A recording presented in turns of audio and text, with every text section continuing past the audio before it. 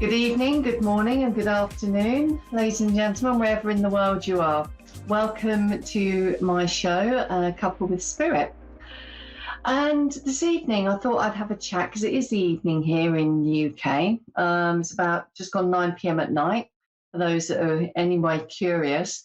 And I wanted to talk about pets tonight. One of the questions that I'm most commonly asked within my work as a medium is, do pets have a soul? And do they go to heaven when they've passed over or crossed the rainbow bridge, or whatever other phrases and terminology that you may have seen when a pet passes away? So yes, in my experience, definitely pets do have a soul. They have a soul because I believe that every sentient being that's capable of love, capable of a relationship, capable of all of that, have a soul. And it has been proven time and time again in my work when I have connected with a loved one's darling pet. And this could be, I've worked with horses, parrots, rats, rabbits. I've had quite a number of animals come through as communicators, and animals have no fear of death at all. So they would go straight from, with that in mind, would go straight from our world into the spirit world. But then saying that, humans do as well. There are only two places of existence, and that is in the physical world or the non-physical world. So either with body or without a body. And yes, they do go to heaven, for want of another turn of phrase, either heaven or the spirit world, the afterlife. Again, call that what you will, and whatever sits and suits you best, my dear ones. And they do go there, and as I said, they can communicate. And like our loved ones, our human loved ones, when they pass over, they communicate and they come through, and for a variety of reasons. It can be that my sitter, so the person that is sitting in front of me, they may well have had a more favourable relationships with their pets, their animals, than they had with any of their family members or friends.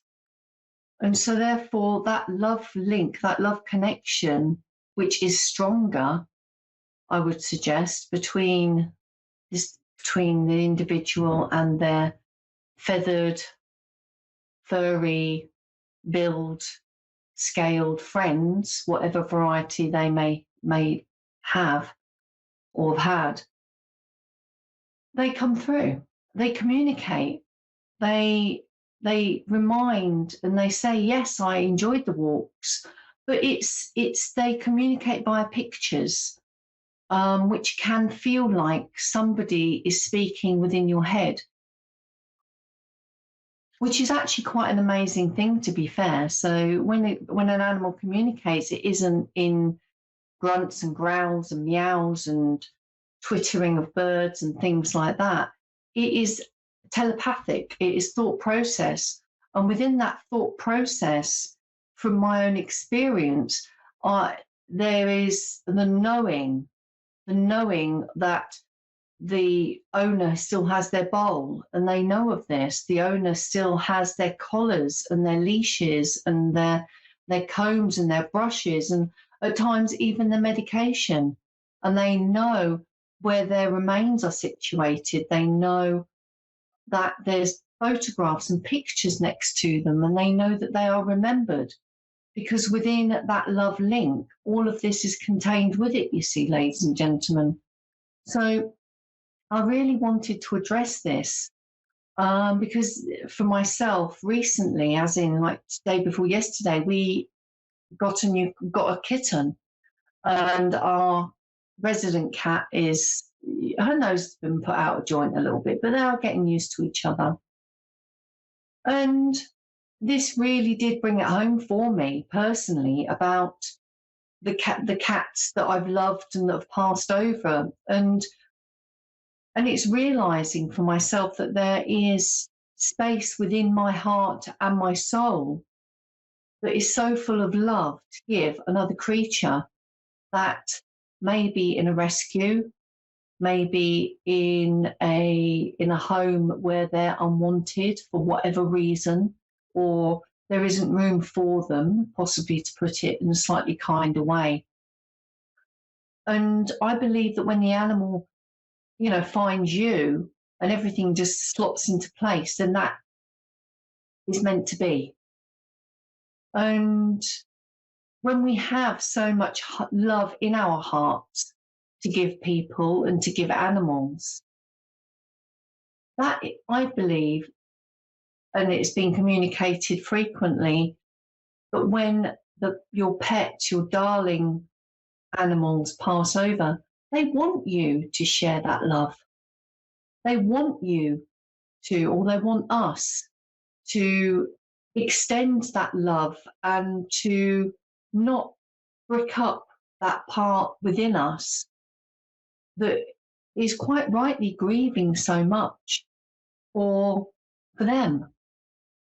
They want that love to go to another animal, to be spread to another animal, because they want that within their memory, because they know how loved and valued and safe and amazing that their lives were when they were here in the physical world within the loving family. And when they pass over, they are met by loved ones that passed before, because nobody or no sentient creature, no soul passes alone. Never. And I believe I went over this briefly last week, that nobody, no human or no animal ever passes alone from this world, even if they are on their own physically within this world at the point of passing. When they are received to the spirit world, there are the pets that went before them. They are the loved ones, the human form that went before them, to greet them and to love them and to nurture them. And when I've had animal communicators come through, as I said a moment ago, many times it's because the sitter has forged that absolute indestructible bond, that love with this animal. And when I say animal, I'm including rodents, I'm including fish, I'm including parrots, horses, goats, sheep, rabbits, anything that has been loved and a bond has been formed with. And then there's the other side of that coin as well, in that the animal will come through, be perceived first by myself or another medium, and then it may turn to the person that has accompanied them. And this can happen when there's what I call an icebreaker that's needed. So the animal is going to be accepted and the sitter relaxes, and yes, that is my dog Barney, or yes, that is my cat Pebbles. And then the person that comes with them may well be a difficult relationship, shall we say. So if they would have come through first, you see, the recipient's heart and soul and mind may well have shut down. And so you see that the animal is still creating that bridge, even within the spiritual world. Now, just consider that for a moment, ladies and gentlemen. Just consider that. Isn't that a beautiful thing? That they are still showing and impressing and teaching us unconditional love. And an animal's love is pure. And so when that other person comes through, obviously the sitter can turn around and say, no, I don't want to hear from them. And that is okay. And when they do cross the rainbow bridge, they can come back and visit. And they can be felt, and they are felt by their loved ones here. And this can be jumping up on the bed, or I've heard and I've experienced myself that as well, sitting at feet or twirling around my legs. And your other pets may also sense them as well because they're very psychically attuned. And there's a wonderful saying which I have here as well that I've just been prompted that I've only got a few seconds left. Boy, these sessions really do go quickly.